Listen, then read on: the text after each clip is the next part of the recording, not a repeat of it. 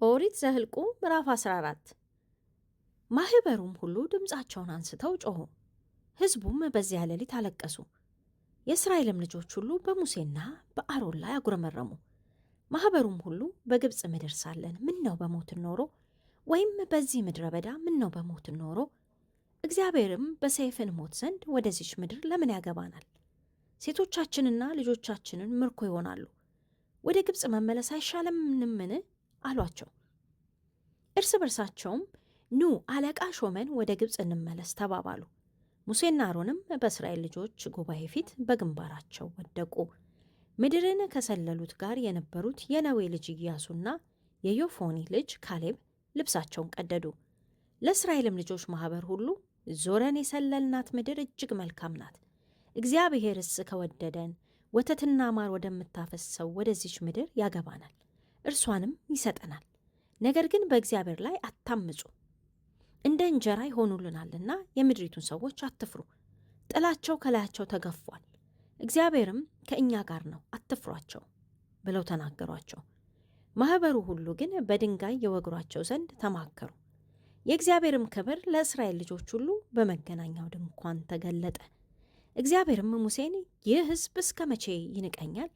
በፊቱስ ባደረግኩት ታምራት ሁሉ እስከ መቼ አያምንብኝም? ከርስታቸው አጠፋቸው ዘንድ በቸነፈር እመታቸዋለሁ፣ አንተንም ከእነርሱ ለሚበዛና ለሚጠነክር ሕዝብ አደርግሃለሁ አለው። ሙሴም እግዚአብሔርን አለው፣ ግብፃውያን ይሰማሉ፣ ይህን ሕዝብ ከመካከላቸው በኃይል አውጥተዋልና ለዚህችም ምድር ሰዎች ይናገራሉ። አንተ እግዚአብሔር በዚህ ሕዝብ መካከል እንደሆንክ ሰምተዋል። አንተም አቤቱ ፊት ለፊት ተገልጠሃል፣ ደመናህም በላያቸው ቆሟል። በቀንም በደመና አምድ በሌሊትም በእሳት አምድ በፊታቸው ትሄዳለህ። ይህን ሕዝብ እንደ አንድ ሰው ብትገድል ዝናህን የሰሙ አሕዛብ እግዚአብሔርን ሕዝብ ወደ ማለላቸው ምድር ያገባቸው ዘንድ አልቻለምና በምድረ በዳ ገደላቸው ብለው ይናገራሉ።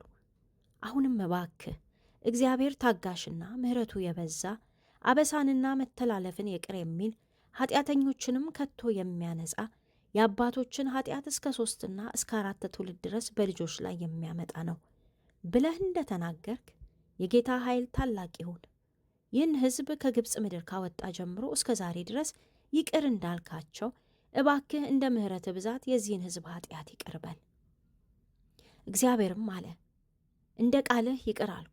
ነገር ግን እኔ ሕያው ነኝና በእውነት የእግዚአብሔር ክብር ምድርን ሁሉ ይሞላል። በግብፅ ምድርና በምድረ በዳ ያደረግኩትን ታምራቴንና ክብሬን ያዩ እነዚህ ሰዎች ሁሉ 10 ጊዜ ስለተፈታተኑኝ ነገሬንም ስላልሰሙ በእውነት ለአባቶቻቸው የማልኩላቸው ምድር አያዩም። ከእነርሱም የናቀኝ ሰው ሁሉ አያያትም። ባሪያዬ ካሌብ ግን ሌላ መንፈስ ከእርሱ ጋር ስለሆነ ፈጽሞም ስለተከተለኝ እርሱ ወደ ገባበት ምድር አገባዋለሁ፣ ዘሩም ይወርሳታል። አማሌቅና ከነዓናዊውም በሸለቆ ውስጥ ተቀምጧል። በነጋው ተመልሳችሁ በኤርትራ ባህር መንገድ ወደ ምድረ በዳ ሂዱ። እግዚአብሔርም ሙሴንና አሮንን እንዲህ ብሎ ተናገራቸው፣ የሚያጉረመርምብኝ ይህን ክፉ ሕዝብ እስከ መቼ እታገሰዋለሁ? በእኔ ላይ የሚያጉረመርሙትን የእስራኤልን ልጆች ማጉረምረም ሰማሁ። እንዲህ በላቸው፣ እኔ ሕያው ነኝና በጆሮዬ እንደተናገራችሁት እንዲሁ በእውነት አደርግባችኋለሁ ይላል እግዚአብሔር። በድኖቻችሁ በዚህ ምድረ በዳ ይወድቃሉ። የተቆጠራችሁ ሁሉ እንደ ቁጥራችሁ ከ20 ዓመት ጀምሮ ከዚያም በላይ የሆነ ሁሉ እናንተ ያጉረመረማችሁብኝን ከዮፎኒ ልጅ ከካሌብና ከነዌ ልጅ ከኢያሱ በቀር በእርሷ አስቀምጣችሁ ዘንድ እጄን ዘርግቼ ወደ ማልኩላችሁ ምድር በእውነት እናንተ አትገቡም። ምርኮኛ ይሆናሉ ያላችኋቸውን ልጆቻችሁን እነርሱን አገባቸዋለሁ። እናንተም የናቃችኋትን ምድር ያውቃሉ። እናንተ ግን በድኖቻችሁ በዚህ ምድረ በዳ ይወድቃሉ። ልጆቻችሁም በምድረ በዳ 40 ዓመት ይቅበዘበዛሉ። በድኖቻችሁም በምድረ በዳ እስኪጠፉ ድረስ ግልሙትናችሁን ይሸከማሉ። ምድሪቱን በሰለላችሁባት ቀን ቁጥር 40 ቀን፣ ስለ 1 ቀንም 1 ዓመት ኃጢአታችሁን 40 ዓመት ትሸከማላችሁ። ቁጣዬንም ታውቃላችሁ። እኔ እግዚአብሔር በእኔ ላይ በተሰበሰበ በዚህ ክፉ ማኅበር ሁሉ ላይ እንዲህ አደርጋለሁ ብዬ ተናገርኩ። በዚህ ምድረ በዳ ያልቃሉ፣ በዚያም ይሞታሉ።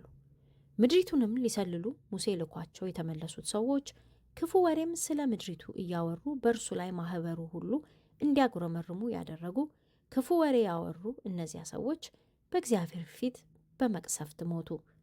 ነገር ግን ምድሪቱን ሊሰልሉ ከሄዱ ሰዎች የነዌ ልጅ ኢያሱና የዮፎኒ ልጅ ካሌብ በሕይወት ተቀመጡ።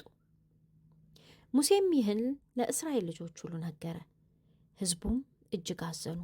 በነጋውም ማልደው ተነሱ፣ ወደ ተራራውም ራስ ወጥተው እነሆ መጣን፣ እኛ በድለናልና እግዚአብሔር ወዳለው ስፍራ እንወጣለን አሉ። ሙሴም አለ፣ የእግዚአብሔርን ትእዛዝ ለምን ትተላለፋላችሁ? አይጠቅማችሁም። እግዚአብሔር በእናንተ መካከል አይደለምና በጠላቶቻችሁ ፊት እንዳትወድቁ አትውጡ። አማሌቃዊና ከነዓናዊ በፊታችሁ ናቸውና በሰልፍ ትወድቃላችሁ። እግዚአብሔርን ከመከተል ተመልሳችኋልና እግዚአብሔር ከእናንተ ጋር አይሆንም።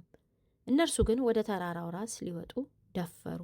ነገር ግን የእግዚአብሔር ቃል ኪዳን ታቦትና ሙሴ ከሰፈሩ አልተነሱም። በዚያም ተራራ ላይ የተቀመጡት አማሌቃዊና ከነዓናዊ ወረዱ፣ መተዋቸውም እስከ ሄርማ ድረስ አሳደዷቸው።